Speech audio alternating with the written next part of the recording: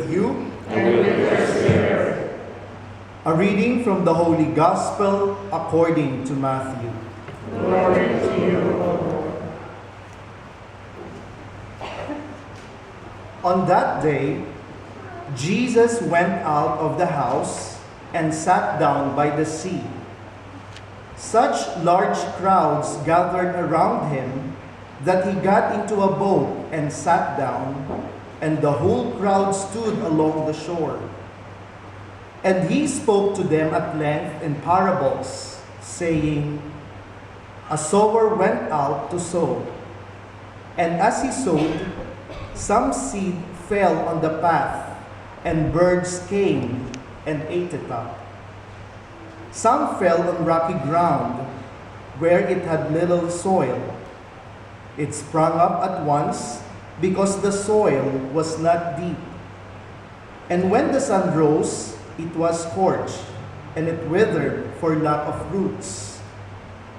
Some seed fell among thorns, and the thorns grew up and choked it.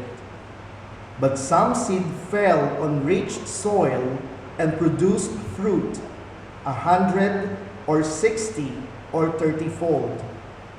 Whoever has ears ought to hear. My dear friends, the Gospel of the Lord. Praise to you, Lord Jesus Christ.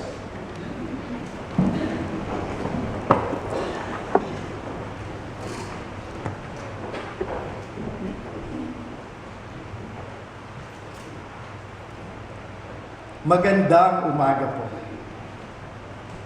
This is how we say good morning in Filipino. And first of all, allow me to express my sincere gratitude to your pastor, Father Mark, and also to Father Marcel, to our seminarian David, and to all of you for welcoming me to your parish, St. Mary, for giving me this opportunity to make this mission appeal. I am Father Christian Bustonera of the Disciples of Mary, and in the seminary, they call me Father Ian, or Ian for short. The Disciples of Mary was established in the Philippines in 1990 by a Carmelite bishop, Julio Xavier Labayan. We are a young religious community with membership of 20 priests and 60 seminarians. Our main ministry is to form the youth after Mary, our model disciple. And in the Philippines, we provide them with moral and spiritual formation through youth empowerment programs, such as giving Christian leadership seminars, giving value formation programs, giving retreats, and teaching religion classes in different parishes and public schools. Since year 1999, we have worked in collaboration with the Philippine government to achieve this end. And I can say that the Disciples of Mary community is truly a success story, because right now we have more than 250 public school teacher volunteers and 350 youth leaders assisting us in our ministry to serve around 15,000 young people all over the Philippines. Personally, having been in the Disciples of Mary for 20 years now, I have witnessed different ministerial challenges among the Filipino youth in particular. And I have heard stories of struggles to survive due to poverty, due to broken families, abuses, addictions, and other problems that haunt them continuously. And from these many situations that I encountered is a story about a young man who was always in pain and prostration because of their poverty and the constant quarreling of his parents.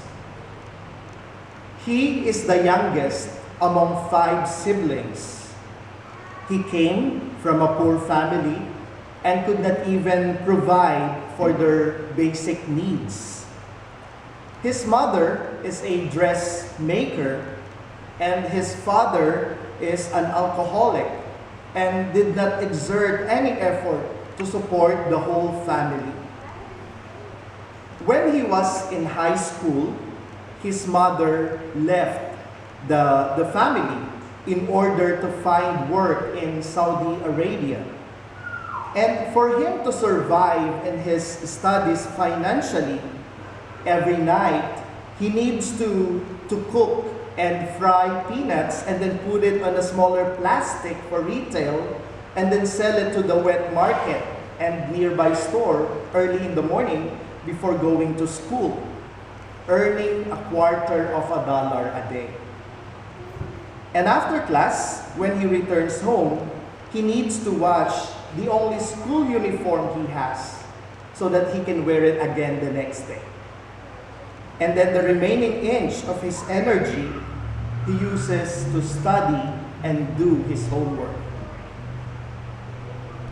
Also, he confessed that he almost gave in to the temptation of selling illicit drugs on the streets just to earn money to survive. But you know, my dear friends, God works in different and mysterious ways.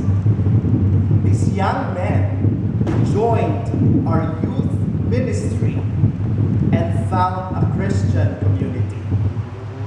This Christian community, it is like a family, caring and supporting one another in prayer and in their day-to-day living. He became one of our active youth leader in the school, helping other youth. And this young man who was looking for a spark of hope years ago in his life, eventually entered the seminary and became one of our dedicated priests.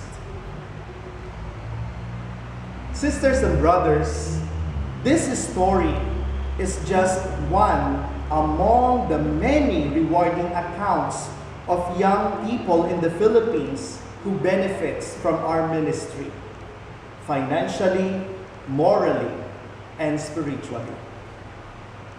In today's gospel reading, Jesus sowed the good seed of God's kingdom, and as Christians, we are all challenged to cultivate and nurture that seed of love and compassion for others, most especially for those in need. And remember, as Christians, we are one. We are one in faith, we are one in belief, we are one in sisterhood, we are one in brotherhood, and we are one in mission to share God's love to our brothers and sisters. It is in this spirit of solidarity and oneness that I am here to invite you to partake in our mission to the youth. First is to pray. To pray for all the priests and missionaries so that we may be faithful to our calling in serving the church. And to pray also for all the youth that they may truly experience the love and compassion of God in their lives. And second is to ask for your financial support so that we may continue and sustain our programs for the well-being of the Filipino youth we are serving. The hard financial situation in our ministries impels me to appeal to your generosity, because we can only ask a little from the people we serve in the Philippines, and then at the end of the day, we suffer from lack of funding for our ministries. This not only hinders us from operating regularly, but worse, it forces us to cancel some of our programs. Our second collection today is for that purpose. Any amount which your heart dictates will go a long way for the Filipino youth who are under our care.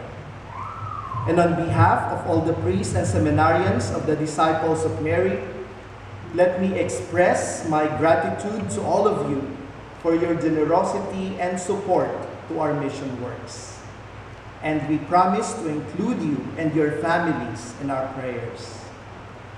Thank you very much. And as we say it in Filipino, maraming salamat po. And by the way, the name of the young man in my story is Father Ian. And he's the same person speaking in front of you right now. And may God bless you all.